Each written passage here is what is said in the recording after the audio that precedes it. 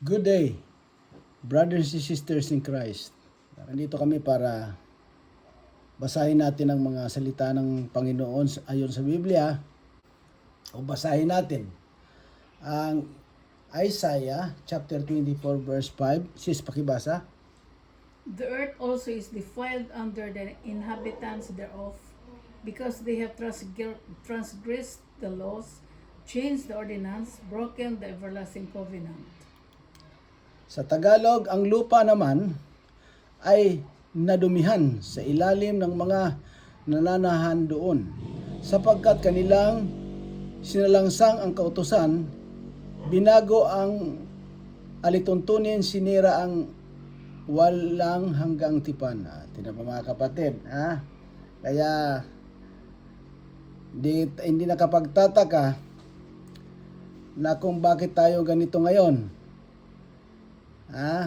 Masyado ang gobyerno natin masyadong magulo, hindi sila nagkakaintindihan kasi magulo dahil kung wala sa atin ang Panginoon, hindi tayo namumuhay na ngayon sa Panginoon, ay ganito talaga mangyayari. Kasi ang sabi niya, basahin ko uli, ang lupa naman ay nadumihan sa ilalim ng mga nananahan doon. Okay. Ibig sabihin, tinutukoy po ng Panginoon dito, ang ating Creator, kundi ang ating kinalalagyan. Itong ating kinalalagyan ngayon na earth. Sapagkat kanilang isinalangsang ang kautusan, binago ang alituntunin. No? Ibig sabihin, hindi na natin gustong sundan ang mga kautusan ng Panginoon. Iwinaglit na natin sa ating mga buhay. Sinira ang walang hanggang tipan, pati ang yung the very 10 commandments of God. Sa 6 po, next. Therefore hath the curse devoured the earth, and they that dwell therein are desolate. Therefore the inhabitants of the earth are burned, and few men left. Kaya't nilamon ng sumpa ang lupa. Nagkaroon tayo ng curse dyan. At silang nagsisitahan doon ay nangasumpungang salarin. Kaya't ang mga nananahan sa lupa ay nangasunog at nangagilan ang tao. Tinaw mga kapatid, Ang sabi niya rito, nandahil sa ating paglimot sa Kanya, hindi pagsunod sa Kanyang mga kautusan. Sabi niya, kaya nilamo ng sumpa ang lupa, sabi nagkaroon ng curse. Bakit? Mula noon, nagtatanim tayo, nakadepende na tayo sa mga abono, which is ang mga abono na yan, ay leads into sickness, di ba? Kasi, kumbaga sa hindi na siya organic. At silang nagsisitahan doon ay nangasumpungang salarin. Tinuturin tayo ng Panginoon na tayo ay makanyang mga enemy of God. Kasi kung ayaw nating sumunod sa Kanya, tayo mga bayolente, ayaw sumunod, we are the enemy of God. Kaya't ang mga nananaan sa lupa ay nangasunog at nangailan ang tao. Ito po mga kapatid, ang sinasabi niya rito, sa kanyang pagbabalik, sinasabi niya, when I return, I will burn all, including men. Yan ang ibig sabihin po nito. Basahin po natin ang Matthew chapter 6 verse 19. Lay not up for yourselves treasures upon earth, where moth and rust doth corrupt, and where thieves break through the steel. Huwag kayong magtipon ng mga kayamanan sa lupa, na dito'y sumisira ang tanga at ang kalawang. At dito'y nanguhukay at nagsisipagnakaw ang mga magnanakaw. Ito po, sabi po ng Panginoon dito, huwag raw tayong hanapin ang mundong ito ng mga kayamanan o impok tayo ng kayamanan dito. Dahil sinasabi niya, yan ay hindi natin madadala pag tayo'y namatay. Ang ibig sabihin, huwag kayong mga agtipon ng mga kayamanan sa lupa. Ito po ang kinalalagyan ng tinutukoy ng Panginoon na dito'y sumisira ang tanga at ang kalawang. Ano po po? Yung mga anay po sa kayong kalawang at dito'y nanguhukay at nagsisipagnakaw ang mga magnanakaw. Yan po. Yung mga magnanakaw po. Kaya ibig sabihin, hindi po stable ang kinalalagyan natin sa mundong ito. Bago sinasabi niya po, sa ibang passage na Biblia, sinasabi niya, mag-ipon daw tayo ng kayamanan doon sa langit. Ang ibig pong sabihin nun, mag-impok tayo ng kabutihan, righteousness. Especially sa towards God. Diba? Yung ating pananampalataya, dapat nagdarasal lang tayo at naniniwala tayo na may Diyos. At ang Diyos na yan ay iisa lang. Wala tayong ibang pinagdarasalan kundi siya lang. Sino po yun? Kundi ang Panginoong Hesus. Jesus Christ, Yeshua. Ayan po. Siya po dapat ang pagdarasalan natin. Next. But lay up for yourselves treasure in heaven, where neither moth nor rust doth corrupt, and where thieves do not break through nor steal. Kundi magtipon kayo ng mga kayamanan sa langit. Ito na nga yun. Na dooy hindi sumisira kahit ang tanga, kahit ang kalawang, at dooy hindi naghuhukay at hindi nagsisipagnakaw ang mga magnanakaw. Ayan po yan. Kasi pag doon po, wala talagang magnanakaw kung ano man, walang mainggit sa atin doon. Sabi na, wala pong covetous na mangyayari doon. Kasi po, pag sa heaven tayo, sinasabi na Biblia, pag tayo ay pinalitan niya ng katawang hindi nasisira, o they call it the glorious body, yan po ay ang mga taong nasa langit, bago pong puso, bago pong kaisipan, at bagong katawan. At para po natin malaman, para po nyo malaman na ayon sabi ng Biblia, na pagka nandun na raw po tayo, wala na pong pamilya na katulad dito sa lupa. Wala na po. Doon po sinasabi ng Panginoong Hesus, para raw tayo mga angels, brothers and sisters na ang mga ano yan, which is they call it the children of our Creator. Ayan po yan. Basahin po natin ang Joel chapter 2 verse 1. Sis, pakibasa. Blow ye the trumpet in Zion, and sound an alarm in your holy mountain. Let all the inhabitants of the land tremble, for the day of the Lord cometh, for it is nigh at hand. Sa Tagalog, hipa ninyo ang pakakak sa Sion, at magpatunog kayo ng hudyat sa aking banal na bundok. Manginig ang lahat na nananahan sa lupain, sapagkat ang kaarawan ng Panginoon ay dumarating, sapagkat malapit na. Ito po mga kapatid. Ibig sabihin po nito, ito po mga nangyayari natin ngayon sa mundo. Ibig sabihin, dito sa atin, hindi magkasundo-sundo, di ba? Mga rumors of war, di ba? Yung mga babadya ng gera. Ito sa atin, China versus Philippine Sea, West Philippine Sea, China versus Taiwan, di ba?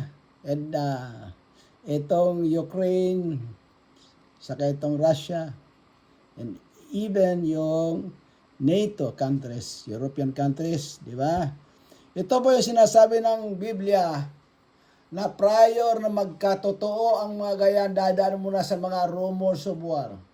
Pero hindi lang po talaga rumors of war. Ang tinutukoy po rito kasi hindi lang po rumors, talagang nagkakagera. Noon pa naman ang gera.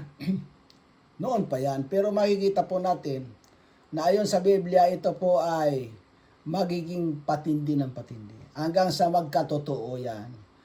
Bakit po? Dahil sa kung tayo ay naliligaw ng landas, ang sinasabi nito, tayo ay naliligaw na dahil sa ating mga natamong mga blessing o kaya itong mismong blessing ng buong mundo, yung mga ngayon ay pagkamoderno, mga internet, kung ano-ano pa, parang yung mundo ilinapit na sa kapilang mundo lang, di ba? Yung cellphone, pwedeng mag-usap-usap kahit nasa kabilang bisngi ng mundo. Ito po yung mga technology, na ilinalayo tayo sa Creator. Kaya kung tayo makakalimutan natin siya, sa isang araw hindi tayo man lang nagdarasal o mabanggit siya, God is a jealousy God. Remember that. Kaya sabi niya rito, hipa ninyo ang pakakak sa Sion. O ang Sion, not only the Israel, but lahat ay lahat ng nasyon sa mundo. At magpatunog kayo ng hudyat sa aking banal na bundok. Di ba? Manginig ang lahat na mananan sa lupain sapagkat ang karawan ng Panginoon ay dumarating sapagkat malapit na. Tapos sabi niya rito sa next, A day of darkness and of gloominess, a day of clouds and a thick darkness, as the morning spread upon the mountain, and a great people and a strong, there hath not been ever the like, neither shall be any more after it, even to the years of many generations. sa Tagalog, ang araw ng kadiliman at ng pagkukulimlim, araw ng mga ulap at ng pagsasalimuot ng dilim, gaya ng liwayway na namumukadkad sa mga bundok. Isang malaking bayan at matibay, hindi nagkaroon kailanman na gaya niyaon, ni magkakaroon pa man pagkatapos ng mga yaon hanggang sa mga taon ng maraming salit-saling lahi. Eto po mga kapatid. Ito po sinasabing in the day of the Lord. Araw ng kadiliman. Kaya ano ba in-expect natin sa in the day, sa kanyang pagbabalik? Hindi po sa inasahan natin na tayo ay masaya. Tayo ay kanyang kukunin kaagad. Hindi. Ang sinasabi niya, prior sa kanyang pagdating, ito na yung mga sinasabi, araw ng kadiliman. Tinan mo, araw na araw biglang didilim. Ang ibig sabihin, at ng pagkukulimlim, araw ng maulap, at ng pagsasalimuot ng dilim. Mo? Ibig sabihin po nito, hindi basta dilim lang, kundi something wrong. Di ba? Gaya ng liwayway na namumukadkad sa mga bundok. Ito yung mga pangitan, isang malaking bayan at matibay, hindi nagkaroon kailanman ng gaya niyaon, ni magkakaroon pa man pagkatapos ng mga yaon hanggang sa mga taon na maraming salit-saling lahi. Ibig sabihin, ito po sinasabing once in a lifetime event. Ayan po, mangyayari ito. Ibig mong sabihin yan, sa ibang passage ng Biblia, marami pong mamamatay the time.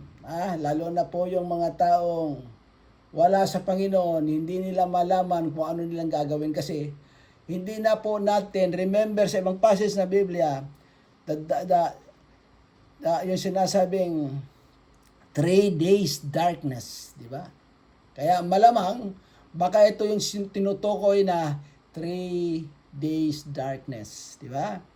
Siyempre, kung ang tao wala sa Panginoon, talagang masasyak talaga sila noon kasi in that day, para malaman po ninyo, lahat po ng ating nararanasan, kuryente, wala pong mga ilaw that time, internet, wala po sinasabi pong blackout talaga yan in the day of the Lord. Kaya yung pong mga taong hindi sila mabuhay na walang internet o walang kung anong mga palabas, mag-isip-isip po tayo dahil ito po ay darating talaga sa hindi natin inaasahan. Okay, next. A fire devoureth before them, and behind them a flame burneth. The land as the Garden of Eden, before them and behind them a desolate wilderness. Yeah, and nothing shall escape them. Isang apoy ang sumusupok sa harap nila at sa likuran nila ay isang liyab ang sumusunog. Ang lupain ay parang halamanan sa Eden sa harap nila at sa likuran nila ay isang sirang ilang, oo, at walang nakatanan sa kanila. Ito po yung mga mangyayari, ha? Di ba? Yung palang, in the day of the Lord, tinan mo yan, ha? Kaya sinasabi, isang apoy ang sumusupok sa harap nila, ha? At sa likuran nila ay isang liyab ang sumusunog. Ang lupain ay parang halamanan sa Eden sa harap nila at sa likuran nila ay isang sirang ilang, at walang nakatanan sa kanila. Sino ang pwedeng tumanggi o sino ang pwedeng ibig sabihin lumaban that time? Sino? Kundi yung mga taong akala nila kaya nila ang Creator. No. No one can stand against the Creator. Kaya po, ito po yung mga aasahan po natin in the day of the Lord. Dahil ang pagdating niya po, hindi po maganda.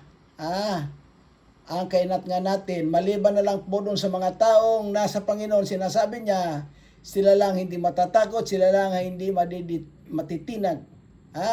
Sila lang ang kukunin ng Panginoon na safe and sound. Pero, pag hindi tayo sa Panginoon, alam mo na kung anong mangyayari sa atin. Basahin naman po natin ang 2 Chronicle, chapter 7, verse 14 to 16 po yan. Sis, If pakibasa. my people, which are called by my name, shall humble themselves and pray and seek my face and turn their wicked ways, then will I hear from heaven and I will forgive their sin and I will heal their land. Kung aking bayan na tinatawag sa pamagitan ng aking pangalan ay magpakumbaba at dumalangin at hanapin ang aking mukha at talikuran ang kanilang masamang mga lakad, akin ngang didinggin sa langit at ipapatawad ko ang kanilang kasalanan at pagagalingin ko ang kanilang lupain. Ito po ang good news po, ang sinasabi ng Panginoon, di ba?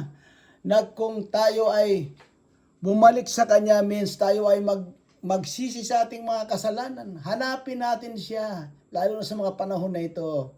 Hanapin natin siya kung ano man ang ating mga kinalalagyan sa buhay. Tangi pong ang katuguran na dyan, ang Panginoon pong Creator. Sino po yon? Ang Panginoon pong Isus. Kasi, sasabihin po natin, wag po natin kalilimutan na sinasabi ng Panginoong Isus, my Father and I is one. Ako at ang Ama ay isa. Kaya hindi po pwedeng sabihin po natin na yung Creator saka yung Ama at saka yung Anak magkaiba, no? Isa lang po silang sinasabi ng Biblia.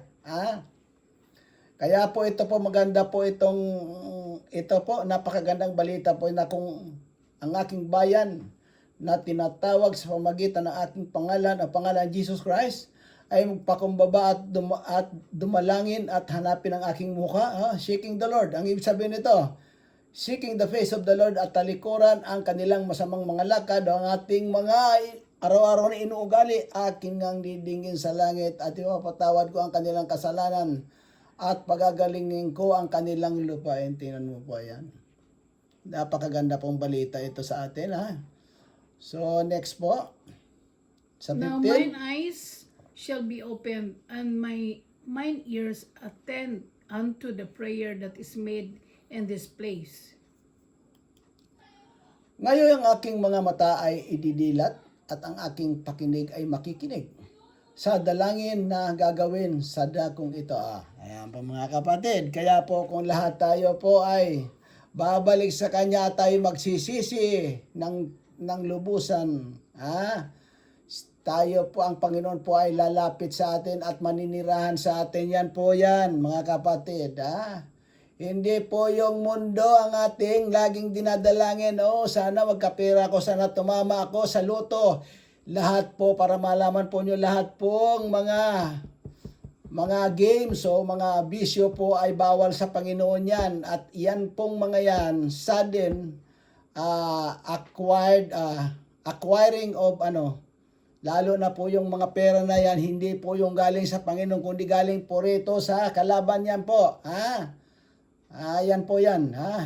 So next po, sa 16 po, For now I have chosen and sanctified this house, that my name may be there forever, and my eyes and my heart shall be there perpetually. sapagkat ngayon ay aking pinili at itinalaga ang bahay na ito. Napakaganda po dito yung ating mga pamamahay po upang ang aking pangalan ay dumuon magpakailanman at ang aking mga mata at ang aking puso ay duroong palagi. Yan po mga kabig. Kaya po dapat po sa buhay natin we have to put Jesus Christ in our family. Ayan po, the center of every family. Dapat ganyan po para may protection po tayo sa Panginoon. Kasi po ganito yan. Ang sinasabi niya po sa ibang pasahe sa Biblia, pag wala ang Panginoon sa buhay natin, sa pamilya, hiwalayan po. Yan po yan. Pag sa bansa po, gira po yan. Kaya leads into distraction po.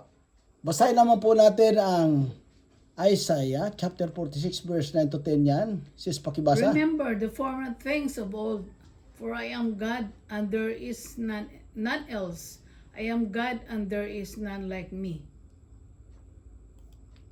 Sa Tagalog, inyong alalahanin ang mga dating bagay na una, sapagkat ako'y Diyos at walang iba, maliban sa akin, ako'y Diyos at walang gaya ko. Tinaw po mga kapatid. Ito po, kalinaw-linaw na sinasabi ng Panginoon na sinasabi, inyong alalahanin ang mga dating bagay ng una. Tingnan mo? The old days, sapagkat ako'y Diyos at walang iba, liban sa akin, ako'y Diyos at walang gaya ko. Ibig po sabihin ito, ang Panginoong Yesus po, o ang Father, siya po yung Diyos noon, saka ngayon, siya pa rin po ang talagang tunay na Diyos, wala pong iba. Kasi sabi niya po sa unang kautusan niya sa Ten Commandments, Thou shalt have no other gods before me. Ibig sabihin po, wag tayo magkaroon ng ibang Diyos maliban sa Kanya. Kaya po, kung tayo po nananalangin sa mga gawa-gawa po ng ating mga Diyos na nagagawa nating mga kamay, yan po sa ibang pasahe ng Biblia, sinasabi po niya, sa titigas raw ng ulo natin, gumawa pa natin ng mga Diyos natin. Ang sabi niya, yang mga gawa natin sa kamay, o kita ng mga kamay na maging gawa man yan sa kahoy, maging sa bato, mag-even gold, hindi niya raw po paninirahan yan at hindi niya sinisira ang kanyang kapangyarihan. Yan po yan, ang totoo dyan. Tapos, next po. Declaring the end from the beginning and from the ancient times, the things that are not yet done, saying, My counsel shall stand, and I will do all my pleasure. Na nagpapahayag ng wakas mula sa pasimula at mula ng mga unang panahon, ang mga bagay na hindi pa nangyayari, na nagsasabi, ang payo ko ay mananayo at gagawin ko ang aking buong kaligayahan. Makikita mo, God is a good God. Tingnan mo po yan, sabi niya rito, na nagpapayag ng wakas mula sa pasimula. Winawarningan po tayo, bakit po nung pasimula, nung araw pa, na dahil sa pagmamahal sa atin ng Panginoon, di ba? Nagpadala po siya ng kanyang mga propeta, para tayo ay ipaalam sa atin na tayo ay may isang Diyos. At ang Diyos po natin na yan ay, siya po ay a jealousy God. At siya po ay magpapataw sa atin ng kaparusahan sa mga taong hindi sumusunod sa Kanya. Ayan po yan. Basahin naman po natin ang Isaiah chapter 55 verse 6. Seek ye the Lord while he may be found. Call ye upon him while he is near. Inyong hanapin ang Panginoon samantalang siya ay masusumpungan. Magsitawag kayo sa Kanya samantalang siya ay malapit. Mga kapatid, ang sabi po ng Panginoon dito, ang sinasabi sa ibang pasahe sa Biblia na ang kapatawaran ay mangyayari lamang pagka tayo buhay pa. Kaya sinasabi niya rito, maging mabuti o masama ka man, ang Panginoon ay naririnig tayo. Sabi niya, inyong hanapin ang Panginoon. No? Ibig sabihin nito po ay bukas. Maging mabuti ka masama. Samantalang siya ay masusumpungan. Magsitawag kayo sa Kanya samantalang siya ay malapit. Sa totoo lang po sa ibang passage sa Biblia, dahil po sa busy tayo sa araw-araw, nakakalimutan po natin ang Creator natin o ang Panginoong Hesus, di ba? Kaya sinasabi niya po, matagal na siyang kumakatok sa atin, hindi na lang natin pinapansin. Ang sistema po ng pagkatok ng Panginoon, bibigyan niya po tayo ng sakit o kung anumang problema sa buhay. Yan po ang sinasabi para maalala mo siya. Maalala mo siya na lahat ng bagay rito sa mundo, kahit yung mga buhay natin, is under God control po yan. Dahil siya po ang ating, kumbaga tayo po yung mga tupa, at ang Panginoong Hesus po ay siya po yung pastor. O kaya pastol. Pastol ng mga tupa. Yan po yan. Kumbaga tayo ay kanyang mga alipin dito sa lupa na dapat sumunod sa nagpapastol. Yan po yan. Kita mo? Habang sinasabi inyong hanapin ng Panginoon samantalang siya ay masusumpungan pa. Habang tayo mabuhay, habang tayo buhay pa, mayroon po tayong kapatawaran. Habang siya ay matatagpuan natin. Kasi po yan, in the day of the Lord, ibig sabihin po nun, wala na pong kapatawaran kasi judgment po in the day of the Lord. Iyon na po ang kanyang pagda-judge sa atin. Kaya mahirap po ito. Basahin po natin ang Ezekiel chapter 22 verse 30. And I sought for a man among them that should make up the hedge and stand in the gap before me for the land, that I should not destroy it, but I found none. At ako yung mahanap ng lalaki sa gitna nila na magkakagawa ng bakod at makatayo sa sira at sa harap ko dahil sa lupain, upang huwag kong ipahamak ngunit wala akong nasumpungan. Ito po mga kapatid. Kaya sabi niya, yung mamamagitan sa Kanya, lalo sa panahon natin. Kaya importante po, yung mga ngaral ng Biblia. Kasi yung pong nangangaral ng Biblia, dahil hindi naman po tayo laging nagbabasa, hindi po natin alam ang mga nangyayari at ano ba talaga ang kagustuhan ng Panginoon.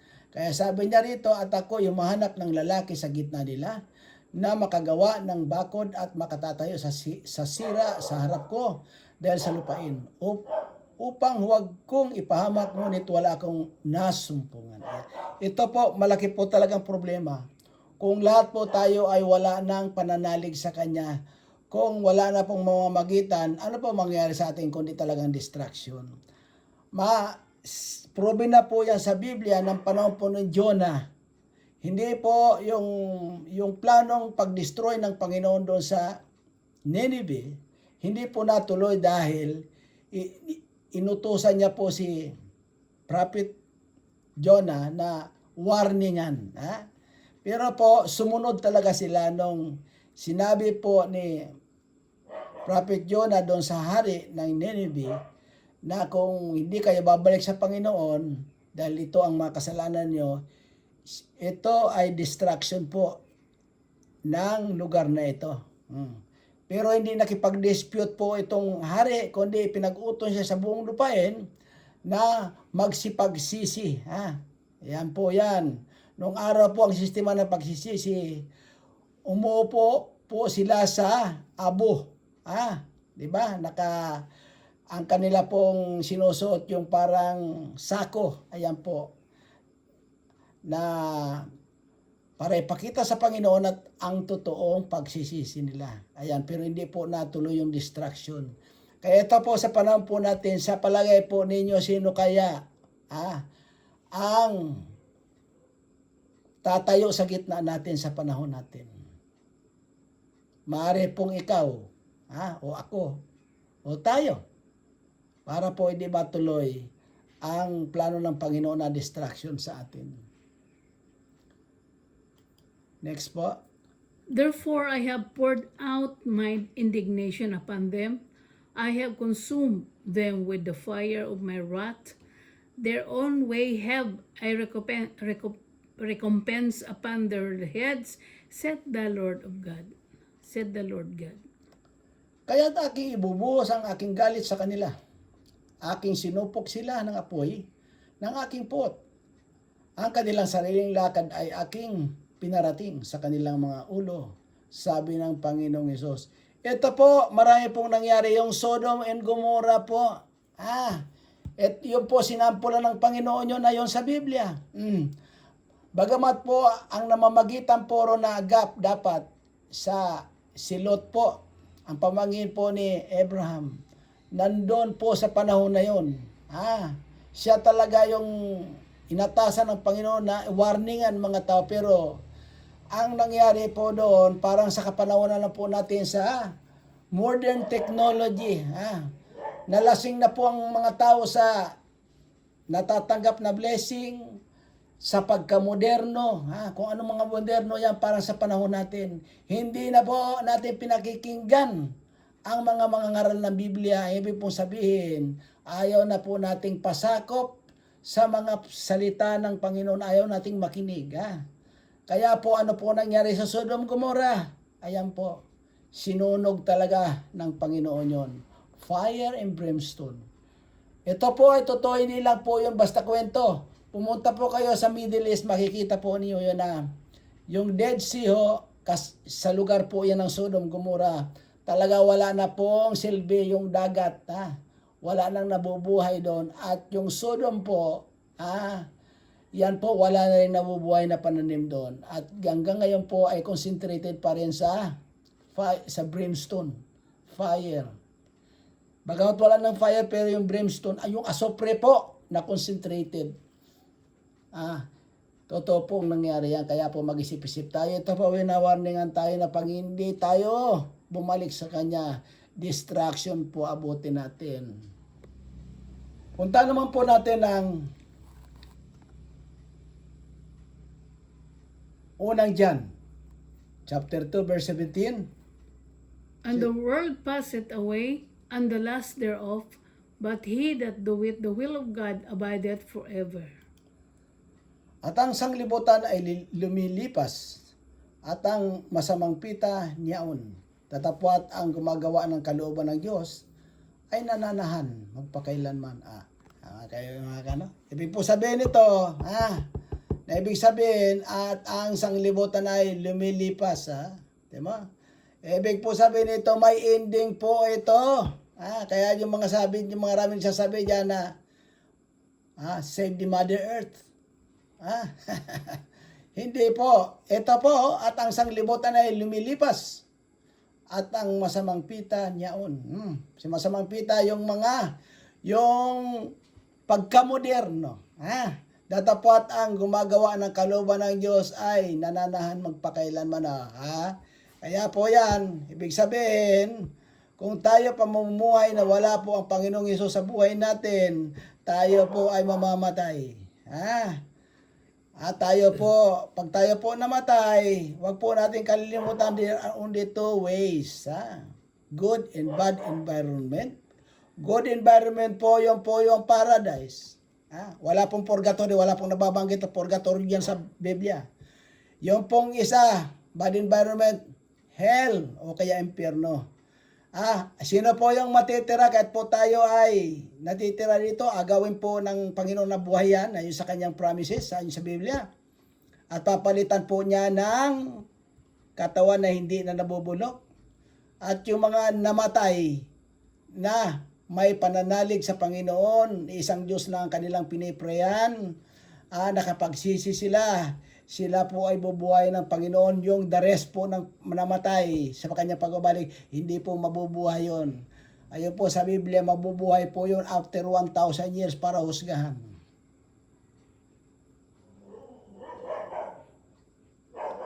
Next po. Little children, it is the last time, and as ye have heard, the Antichrist shall come. Even now there are many Antichrists, whereby we know that it is the last time. Sa Tagalog, mumunting mga anak, ito po nakikiusap ang Panginoon sa atin, ito ang huling oras at gaya ng inyong narinig na darating ang Antikristo.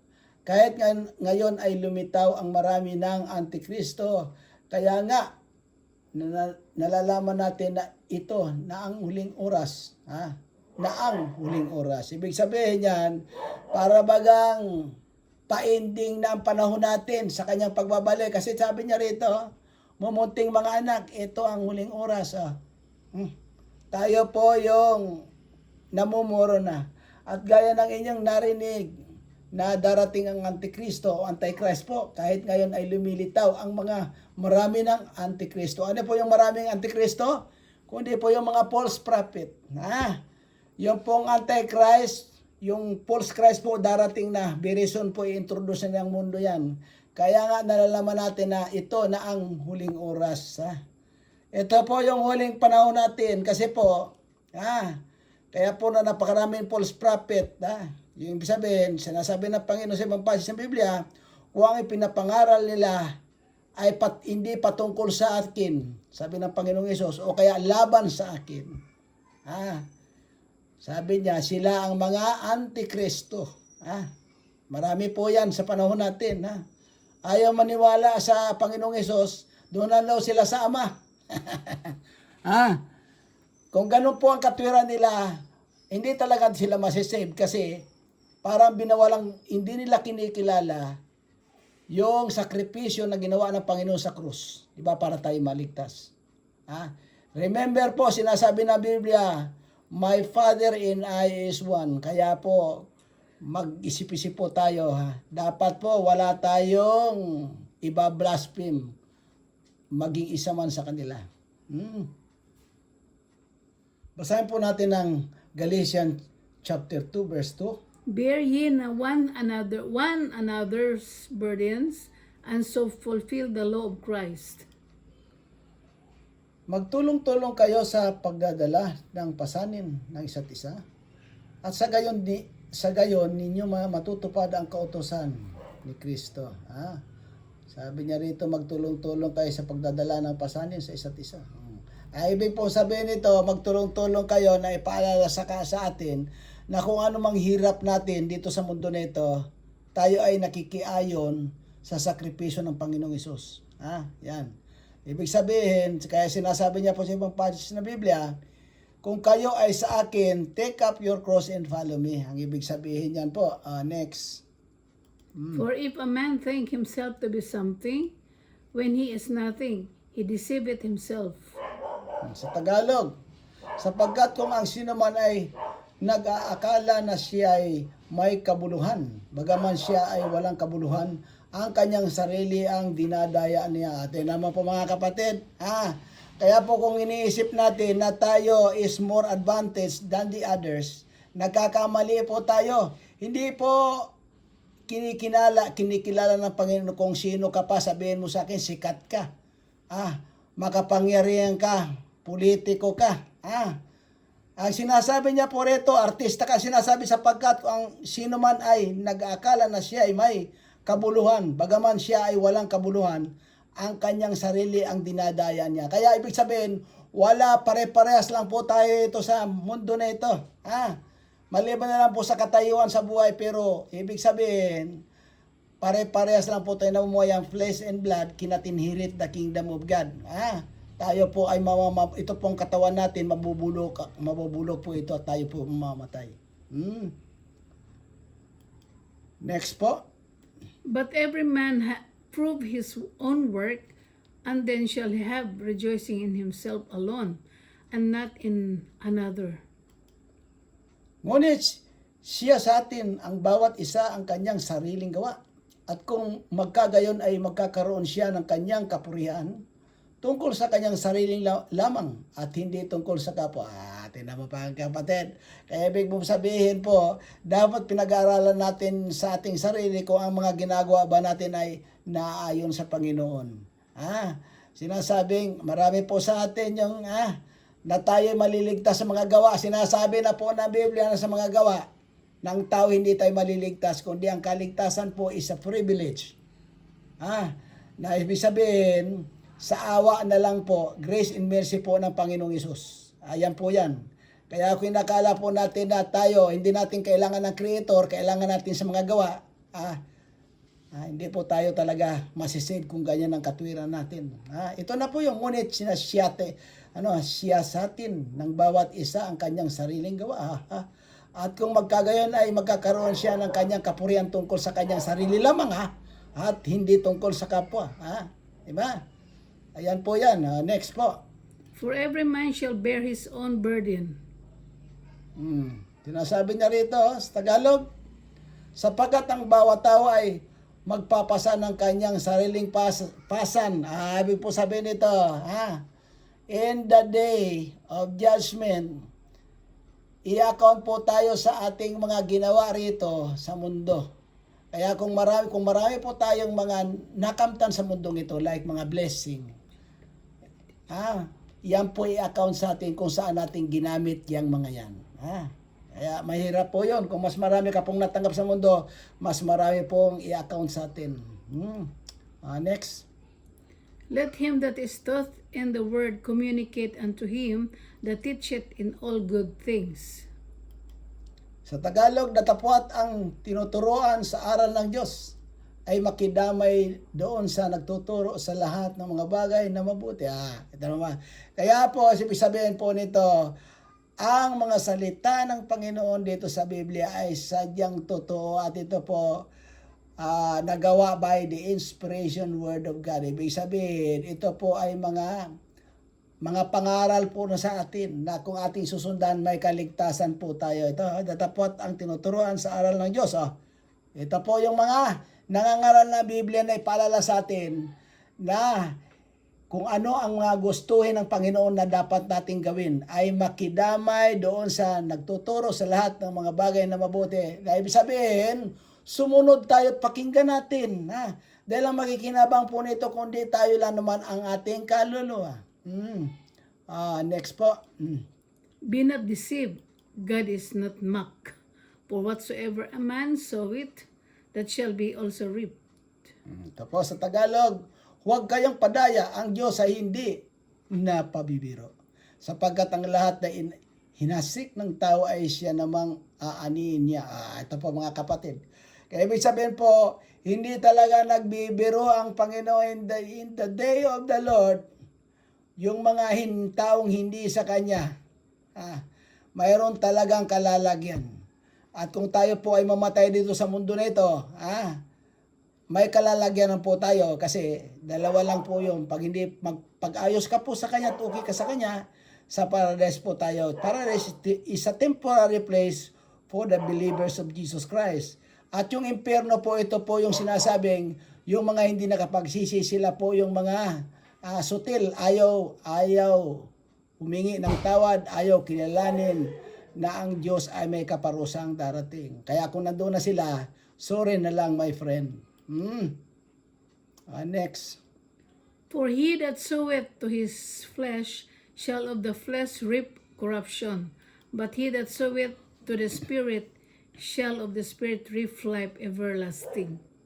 Sa Tagalog, sapagkat ang naghahasik nang sa kanyang sariling laman ay sa laman mag-aani ng kasiraan. Datapwat ang naghahasik nang sa espiritu ay sa espiritu mag-aanin ang buhay na walang hanggan. Tingnan mo po mga kapatid, kaya kung tayo po inaakala natin na ibig sabihin kailangan kong pagwapuin ang sarili ko, kailangan kong lagyan, baguhin yung ilong, lahat, lahat po na pagbabago ang sinasabi po ng Biblia.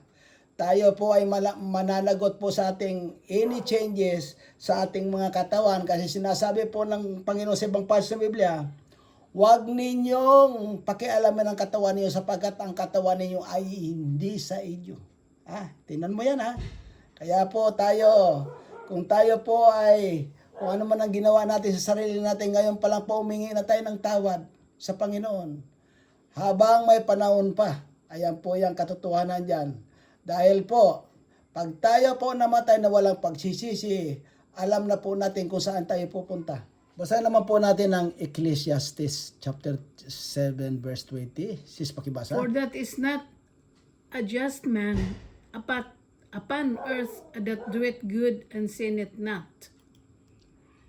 Sa Tagalog po, tunay na walang matuwid sa lupa na gumagawa ng mabuti at hindi nagkakasala. Ito po mga kapatid, sabi po niya ang Panginoon dito, tunay na walang matuwid sa lupa na gumagawa ng mabuti at hindi nagkakasala. Kasi po yan po na, wag po tayong pagkakampante na iniisip pa lang po natin na sa Biblia, kasalanan na.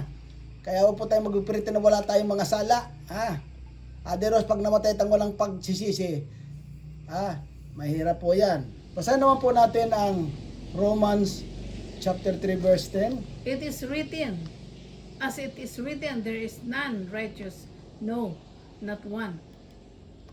Gaya ng nasusulat, walang matuwid, wala kahit isa. Mga kapatid, kaya ito po nagsasabi po rito na tayo ay may mga lahat po tayo nagkakasala na kailangan po tayo ay magsisi. Next po. There is none that understandeth, there is none that seeketh after God. Sa Tagalog, walang nakakatalastas, walang mahanap sa Diyos. Yan po ang ibig mo sabihin dito, hindi po yung bukang bibig natin ng Panginoong Hesus. Pero ayaw naman po tayong mamuhay na ngayon sa Kanya. Kaya mahirap po, talaga mahirap. Okay po, next. They are all gone out of the way, they are together become unprofitable. There is none that doeth good, no, not one. Sa Tagalog, silang lahat ay nagsilihis, magkakasamang nawalan ng kasaysayan, walang gumagawa ng mabuti, wala kahit isa. Mga kapatid, kaya kung iniisip po natin na tayo ay walang kasalanan, nako po, sinasabi ng Biblia, flesh and blood is the enemy of God. Ito pong katawan natin at dugo is the enemy of God. Kasi po, para malaman ninyo, na yung pagkakasala po ni Adan, namana na po natin. Ibig sabihin po, itong katawan natin ay puno-puno na pagkakasala. Kasi lalo po rito sa mundo, binigyan po tayo ng free will. Na ibig sabihin yan, bahala kang gumawa sa gusto mo ngayon, pero later on, huhusgahan ka ng Panginoon. Kaya mahirap po yan. Pag tayo po namatay, wala na po tayong free will doon. Kundi, the will is belong to the Creator. Kaya, you must remember that po. Kasi, wala ka na pong kapasidad para umatras. Puro abante po yun.